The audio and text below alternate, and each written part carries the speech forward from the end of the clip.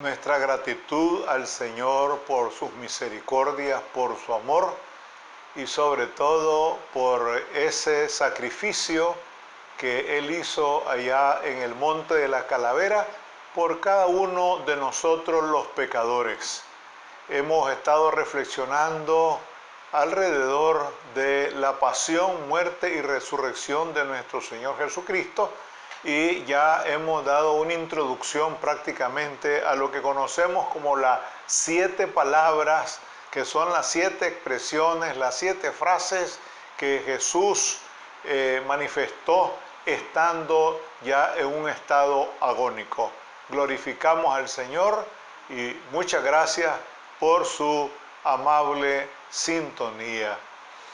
Bien, dice la expresión que se ha vuelto emblemática, entre otras: Padre, perdónalos porque no saben lo que hacen.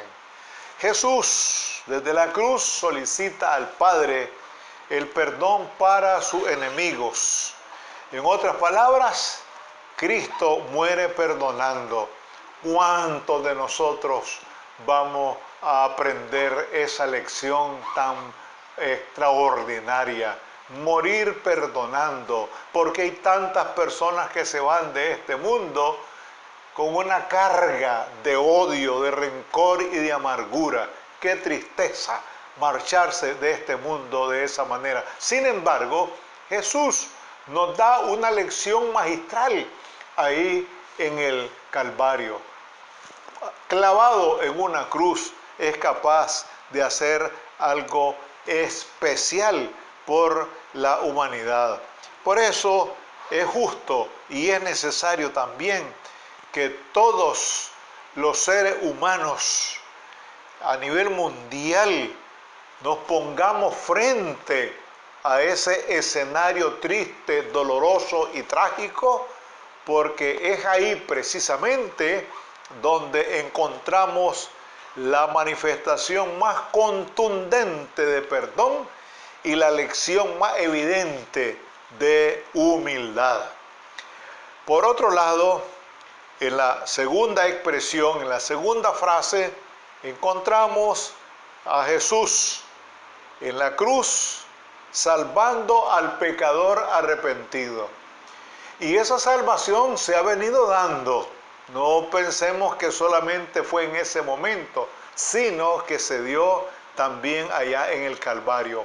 Un moribundo perdonando a su compañero de infortunio. Y siempre está dispuesto nuestro Señor Jesucristo a perdonar nuestros pecados, siempre y cuando también nos arrepintamos de todo aquello que hemos hecho y que no le agrada y no le ha agradado al Señor. Entonces Jesús le dijo: de cierto te digo, que hoy estarás conmigo en el paraíso. Antes de eso, este hombre que tenía a la derecha le dijo: acuérdate de mí cuando vengas en tu reino. Imagínense qué reconocimiento, qué confesión. Este hombre nunca leyó la Biblia, no fue a la iglesia, no diezmó, no ofrendó, no hizo nada. Sin embargo, reconoció de corazón que quien tenía ahí muy cerca de él podría hacer mucho por él. Y efectivamente el Señor sigue haciendo una labor maravillosa a favor de la humanidad.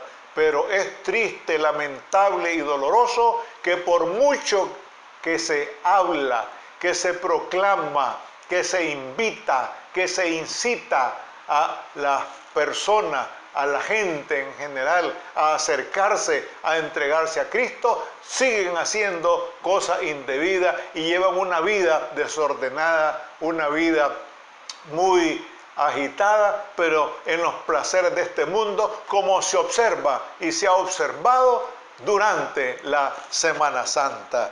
Así es que el Viernes Santo en el Calvario no había solo una cruz, sino 3.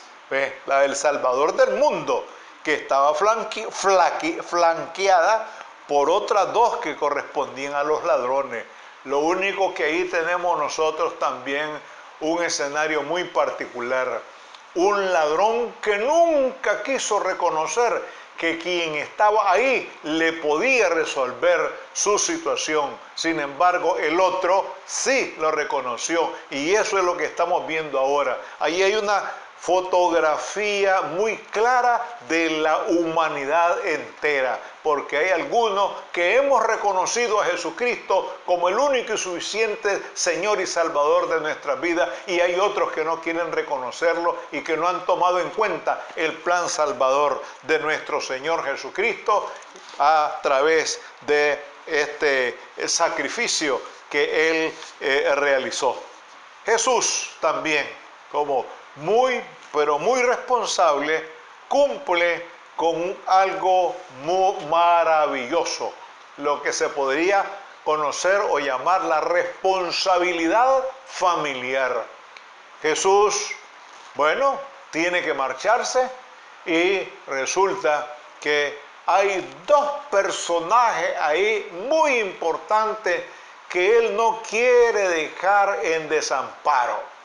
Se trata precisamente, en primer lugar, de su madre, y en segundo lugar, del discípulo más joven, de Juan. Dice: cuando vio Jesús a su madre y al discípulo a quien él amaba, que estaba presente, dijo a su madre: mujer, he ahí tu hijo. Después dijo al discípulo: he ahí tu madre.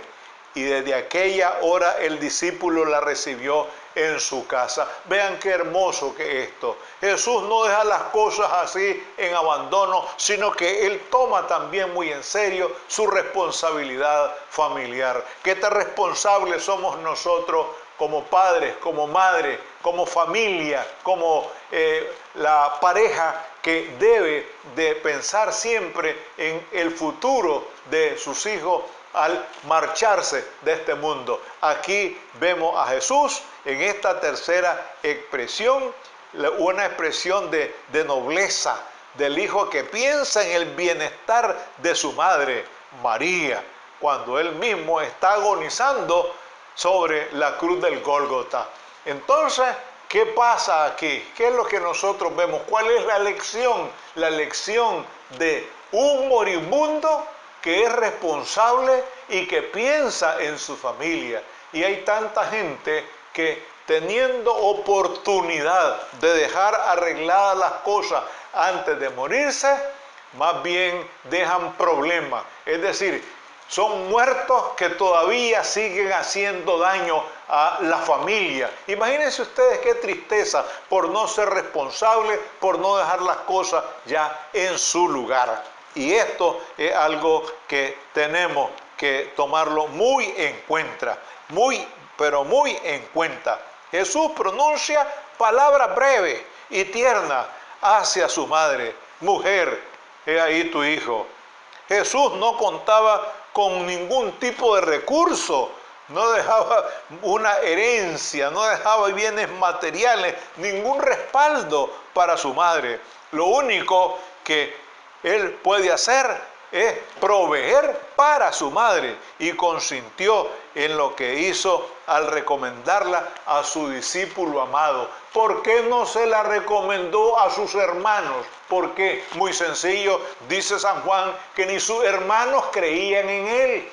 ¿Qué les parece? Sin embargo, él se da cuenta que este joven, el más joven de todos los discípulos, sí tuvo el privilegio de recostarse sobre el pecho del maestro. Imagínense ustedes qué experiencia más hermosa, qué experiencia más grande. Así como María obedeció a su hijo Jesús, todos nosotros debemos seguir su ejemplo, como la estrofa poética lo expresa: preste oídos el humano a la voz del Salvador, regocíjese el que siente el pecado abrumador, ya resuena el evangelio de la tierra en ancha faz, y de gracia ofrece al hombre el perdón, consuelo y paz.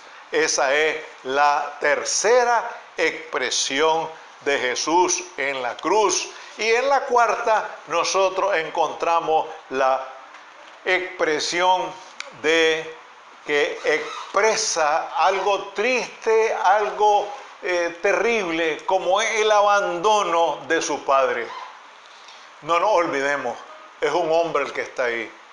Muchos cristianos no quieren pensar en ese Jesús histórico, en ese Jesús que sudaba, Jesús que comía, que lloraba, que sintió sed. Nunca se piensa en eso. Y ahora aquí se ve la humanidad muy, pero muy reflejada, muy evidente. Cuando dice cerca de la hora novena, estamos hablando de las 3 de la tarde, Jesús clamó a gran voz diciendo, Elí, Elí, lama sabactani.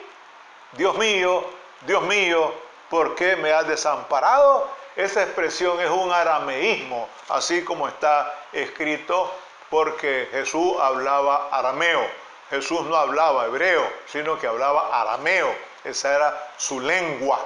¿Y por qué decimos eso? Pues por lo que reflejan los evangelios. Sencillamente por eso. Y el arameo es primo hermano del hebreo, por decirlo de esa manera.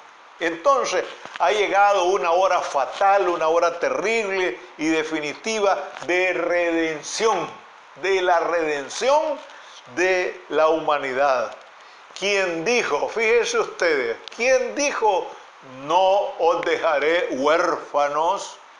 En San Juan 14:16, ahora se siente en este momento trágico completamente abandonado. ¿Por qué? Porque él está recibiendo el gran peso del pecado de los seres humanos. Fíjense ustedes que precisamente el pecado es lo que a nosotros nos separa de Dios. Y el único que es capaz de juntarnos, de acercarnos, de reconciliarnos con Dios es Jesucristo, porque Él padeció como pecador sin haber cometido pecado. Entonces, en ese momento, la carga es tan fuerte que Él se siente abandonado en ese momento por el Padre. La gran contradicción que se da en la cruz, que quien ha brindado amparo a la humanidad, fíjense ustedes, ahora se siente desamparado de su Padre. ¿Cómo entender eso? De que Jesús se sienta abandonado del Padre, lo hace como un hombre cualquiera, desgarrado por la vida. Con esta cuarta expresión, Jesús se acerca fraternalmente a la humanidad. Fíjense ustedes que Jesús se identificó tanto con nosotros y lo dice San Juan. San Juan es tan especial en ese sentido cuando dice, y aquel verbo se hizo carne y habitó entre nosotros y vimos su gloria, gloria como la del unigénito del Padre, lleno de gracia y de verdad. La gran lección de Jesús, imagínense, amados hermanos, nos da por medio de esta cuarta palabra en que acude al Padre, acude a Dios, le pregunta a Dios, busca la solución en Dios. Y eso es lo que nos hace falta a nosotros. ¿Por qué me has desamparado? Imagínense ustedes, ¿cómo se sentiría el Hijo de Dios? ¿Cómo sentiría esa carga, ese peso por usted y por mí? Porque quienes debíamos estar ahí éramos usted y yo, pero Él tomó el lugar nuestro y se puso en ese lugar triste y doloroso para que nosotros podamos alcanzar la vida eterna y para ser liberados, como hemos dicho muchas veces, del pecado, de la muerte y del infierno. No perdamos de vista ese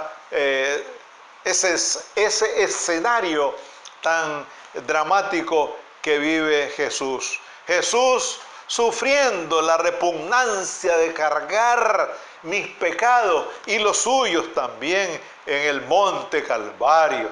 También le aplastaba y le asfixiaba la angustia de no poder ponerse en contacto con su Padre, que era lo que interfería esa relación de Jesús con el Padre. Sencillamente nuestros pecados.